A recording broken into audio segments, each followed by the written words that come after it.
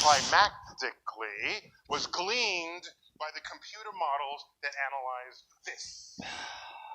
Oh, Neil. Insights from the heavens. Insights from the heavens. In the front row, not even the back row. The front row raised a hand and said, "Is that an actual photograph?" And I was ready to just... The front row people should know better. You know, so back row people, front row asked. I was ready to just give up or just go home. Then I said, well, let me play with that a little. Yes, it is. Let's have some fun. The pterodactyl had a digital camera, and the chip, we pulled the chip out of it, and it still had the... You know, where do you go with that? You know, we have an asteroid headed towards us. It's called Apophis, Egyptian god of darkness and evil. Not named by accident, that. Discovered in...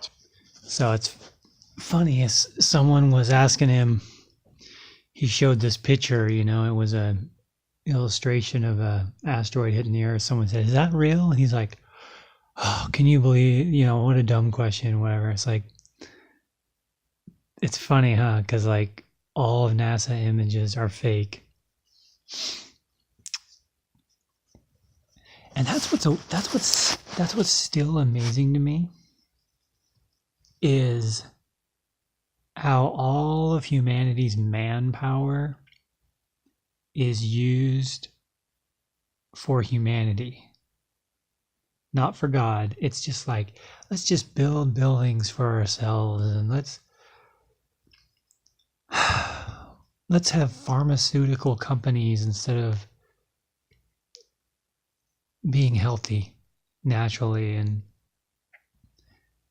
it's just interesting, you know, it's interesting that we have so many industries that are useless. Like the pharmaceutical industry is completely useless, does damage. There's so many buildings that aren't even used. There's so many rooms in the world. Think of all the rooms in the world that aren't used in mansions or business buildings or whatever.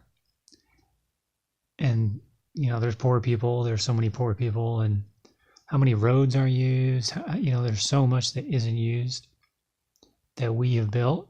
But then you also think about what the good stuff that isn't used. Like there's land we don't use to grow healthy food.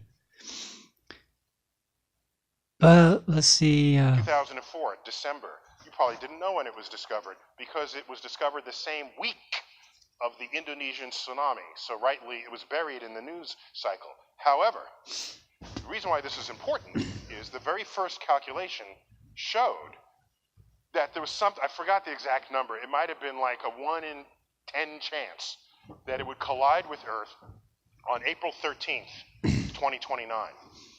April 13th, which by the way, is a Friday, the 13th. And so this is the size of the Rose Bowl, this thing. And it would be the biggest thing ever known to hit Earth in recorded history. Not as big as the dinosaurs, but during human occupation of the world, this would be the biggest thing we would know. So better data came along, and we learned it would not hit us then, but it could hit us the next time around. No. If it threads a keyhole, a very narrow set of orbits, They're lying to you whenever they talk about asteroids. Asteroids don't exist. We live under a glass dome. That's how radar works. And that's also why we've never been to the moon and why there are no satellites in orbit. Think about it. Can you see satellites in orbit? I mean, yeah, there's little lights up there that are going slowly across the sky, but those aren't satellites. Those are under the atmosphere.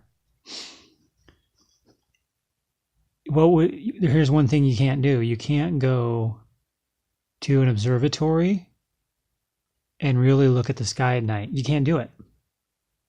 Because if you did, you'd see, okay, there's no satellites.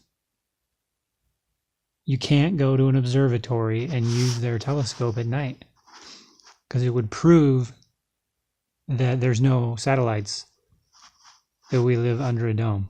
Anyway, so anytime they talk about, there's an asteroid coming to hit us. It's just garbage. Has one of those trajectories, Earth's gravity on it would be just right. If you notice that Neil uses his hands a lot, it's almost like he's doing gestures and whatever.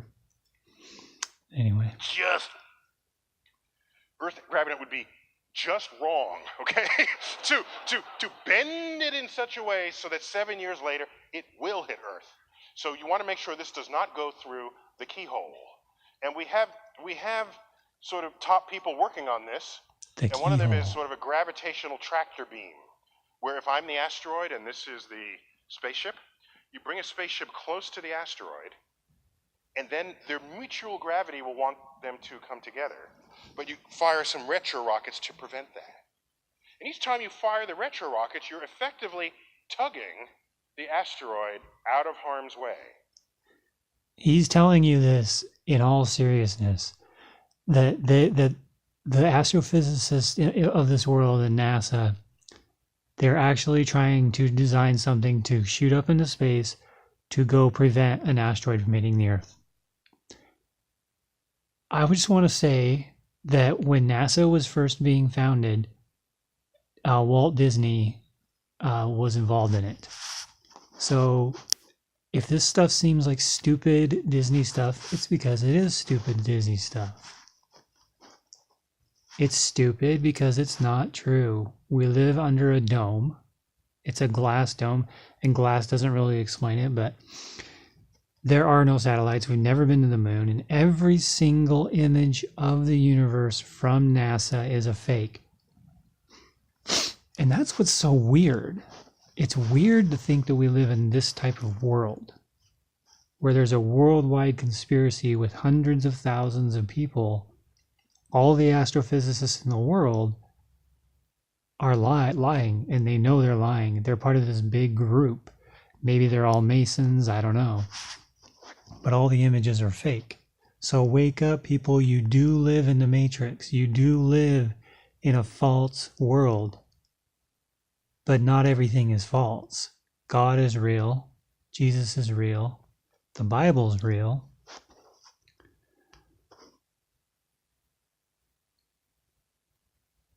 And these people are Luciferian. These people are satanic. What does that mean? It means they love Satan. If you why else would you do this? Well, why? It's almost like Satan has an army. Why would you lie about going to the moon? I mean, that's a huge project.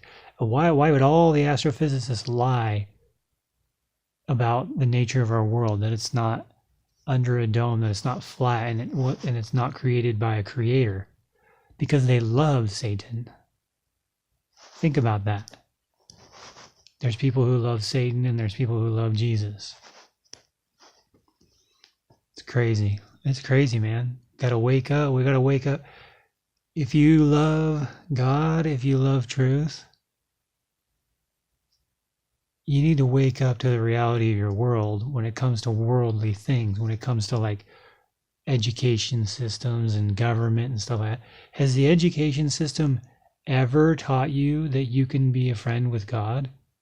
Did it ever teach you about the Spirit and about the Holy Ghost? And what I mean is, like, did it ever teach you? Well, here's what Christians believe. They believe that there's a Holy Ghost. Nope. So you live your whole life, watching murder and listening to rap music that's vile and filthy. And you wonder why you don't have peace. You wonder why everyone's mad.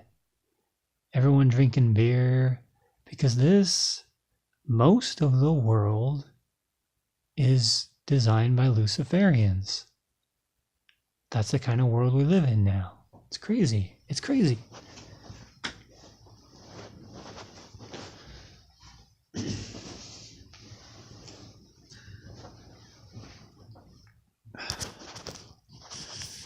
Most of the world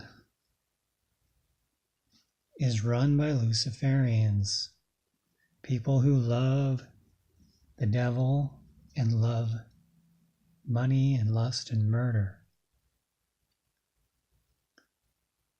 So if you want to be free, you need to realize I can't be like the world. The world is not free. The world loves a lie. Gravitationally. You don't have to tug it by much. You move it sideways a little, that amount continues to drift, and it will miss Earth entirely. So this would be a mission of the right timetable to design, build, and send to Apophis to save the Earth. That's what Bruce Willis is for in this case.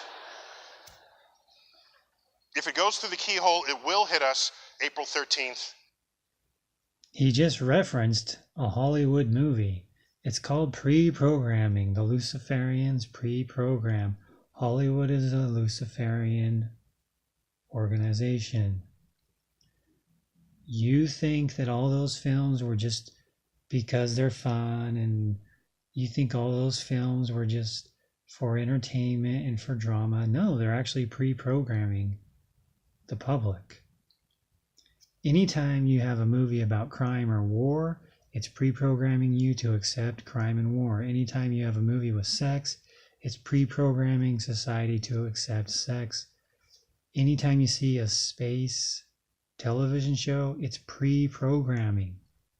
It's to get you to more easily believe what they want you to believe. 2036. That's a Thursday, by the way. So in a way, Neil is like, he works for a lot of different companies. He's Disney.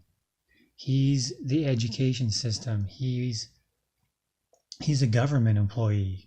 He works for the government, promoting the lie of Asa. He has ass in his name, and that's actually an honorific name for the Luciferian groups that he's in, because he's saying, hey, I'm a sodomite. I've made my covenants with the devil, and that's why ass is in his name. That's why he's an ass who talks about astronomy, astronauts. I mean, it's weird that they do that. It sounds funny and ridiculous to us. But do some research into the Open Scroll channel on YouTube. Okay. If it goes through the center, by the way, the chances of this now, our data tell us, is several in a million.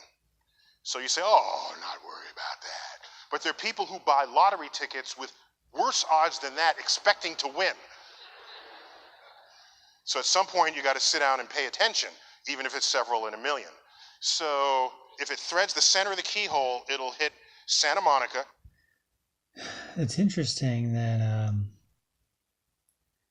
these astrophysicists, they want you to be worried about a rock coming to hit the Earth, but they don't want you to worry about abortion or poverty or the pharmaceutical industry or the fake wars or the terror or the vileness in society, the hate, the depression. It's like, you need to be worried about a rock coming and hit Earth. You know what I say to NASA? Let it come. Prove it. Prove that there's an asteroid coming to Earth. How can the average citizen prove it themselves? No one can. It's like, oh, just trust us. Well, you lied about the moon landing, and every single image from NASA is fake. And they've lied to us about the Earth being curved. Water is flat. Forever. For 10, 20, 30, 50 miles. It doesn't curve at all.